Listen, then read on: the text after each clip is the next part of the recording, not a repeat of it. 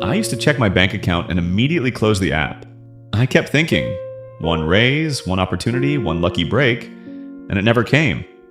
I did everything right. Good grades, good job, good salary, still felt behind. Watching someone my age buy a house felt like a personal attack. I knew I needed to learn about money. I just kept not doing it. So now I studied dozens of people who went from broke to financially free.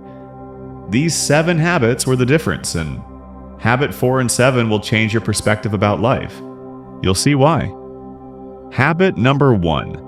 Outsmart your lizard brain. Your brain gets the same dopamine hit for organizing your desk for an hour as it does for connecting with a potential client or signing a contract.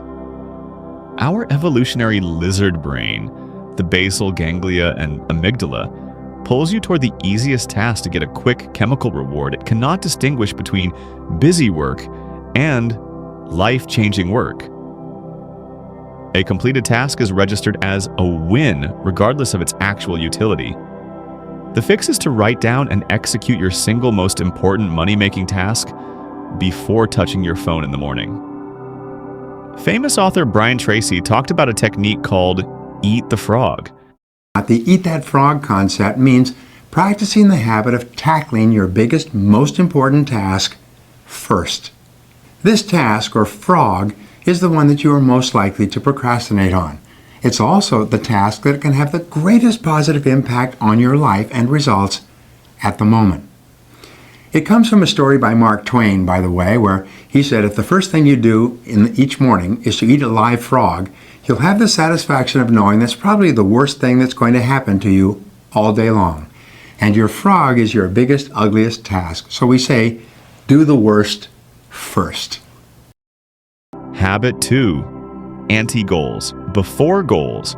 Instead of asking what you want, ask yourself, what do I absolutely hate? What do I not want? Grab a piece of paper, draw a line down the middle. On the left, write your dreams. On the right, write your anti-goals, like working 70 hours a week, or, depending on another person, financially. Once you clearly know the things you do not want, you will make less mistakes on your way to make money. Billionaire investor Charlie Munger called this the method of inversion. One of my favorite tricks is the inversion process. Algebra works the same way.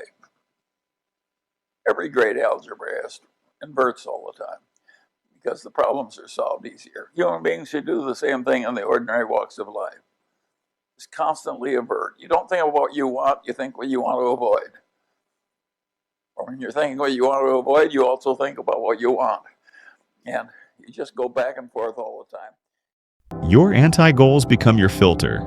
Every opportunity, every decision, every this could be big moment gets run through them first. And you stop making the expensive mistakes that come from chasing the wrong thing fast.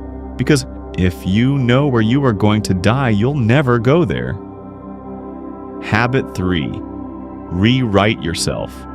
There is a habit quietly sabotaging your potential, one so deeply embedded in your social architecture that most people never even recognize it as a choice. It's called staying. Staying in the environment that built you, surrounded by people who cataloged you before you'd finished becoming yourself. Neuroscience calls this context-dependent identity. Your sense of self isn't fixed.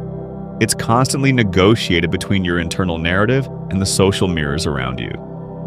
When those mirrors have been reflecting the same image for a decade, they stop showing you who you are and start enforcing who you were.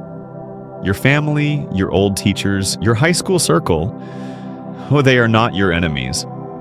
But they are identity anchors. Every interaction subtly pulls you back toward the version of you they first filed away, the quiet one, the responsible one, the one who never quite figured it out. Your brain calibrates its ceiling based on the reference points it's surrounded by. If your environment's baseline is comfort and complaint, your nervous system will treat that as normal. A new city isn't just a change of address. It's a deliberate disruption of the social contract that has been quietly managing your behavior. No one there holds a prior version of you hostage. 6 months. That's the minimum viable experiment. Enough time for new social bonds to form, for a new self-narrative to take hold, for the old anchors to loosen their grip. The question isn't whether you can afford to leave, it's whether you can afford to stay. Habit 4, killing complexity. The financial industry actually makes more money by selling you things that are complex. Like someone wants to sell you a crypto course that takes 3 hours a day and a year to master, a 32-step blueprint for financial freedom. Why? Because when something is complex, it feels like it's smart, like you are getting the real thing. And complexity is profitable to sell to people who are looking for a shortcut. The habit is to think, what is the simplest version of this? Whenever you are trying to make money or learn something new. And it comes from a famous idea called Occam's razor, which says when faced with two equally good hypotheses, always choose the simpler one. Here's something you need to understand. It's called the guru effect. Coined by cognitive scientist Dan Sperber, this is the tendency to judge incomprehensible statements as profound. If someone speaks with absolute confidence about a topic you don't understand, your brain takes a shortcut. I don't get this, but they seem to. They must be much smarter than I am. So what's the habit? Every time you get tempted by something complex, ask yourself, what is the boring, obvious version of this? And do that instead. Because simplicity removes excuses. When you don't know what to do, you wait, consume, plan, and nothing actually moves. Habit 5. Learn to speak the language of money. The language of money isn't complicated math. The language of money is making an offer. For the average person, this is terrifying. We are conditioned to be employees who are given work, not entrepreneurs who pitch value. Actually looking at someone and saying, I can solve this problem for you and my price is X feels awkward, uncomfortable, and risky. But you have to get your reps in, start painfully small. Sell that old furniture on Facebook Marketplace and practice negotiating the price. Pitch a freelance service to one local business today. Expect to get rejected. Expect it to feel awful. But you have to cross the boundary line between consuming content and actually asking the market to pay you. Habit number 6, treat your money like the relationships you can't afford to lose. You know that relationships die quietly from neglect. Now think about your bank account. When did you last really check in on it? Most of us haven't. And that avoidance is costing us everything. 46% of people die with less than $10,000 saved. Not because they didn't earn enough, because they never built a relationship with what they earned. Here's what checking in actually looks like. You open your banking app on a Sunday evening, no crisis, just curiosity. You scroll through last month, and the picture becomes clear. $340 in food delivery because 3 Tuesdays you came home exhausted. $120 in subscriptions you forgot you were even paying for. None of that makes you irresponsible. It makes you human. But here's the difference between people who build wealth and people who wonder where it all went. One of them looked, the other one didn't. Before next month begins, give every dollar a direction. Rent, groceries, savings. One dinner you actually plan and enjoy guilt-free. The relationship with your money starts the moment you stop running from it. Habit 7. The God test. This is the habit that makes every other habit actually stick. If you ask most people why they want to be successful, they'll give you the same answers. They want a bigger house, they want a couple of nice cars, they want to travel. But here is the hard reality. Those reasons are incredibly weak. A picture of a luxury car on your vision board is not going to drag you out of bed at 5 a.m. when you are exhausted. The promise of a bigger house is not going to carry you through the darkest, most brutal days of building a business or chasing a dream.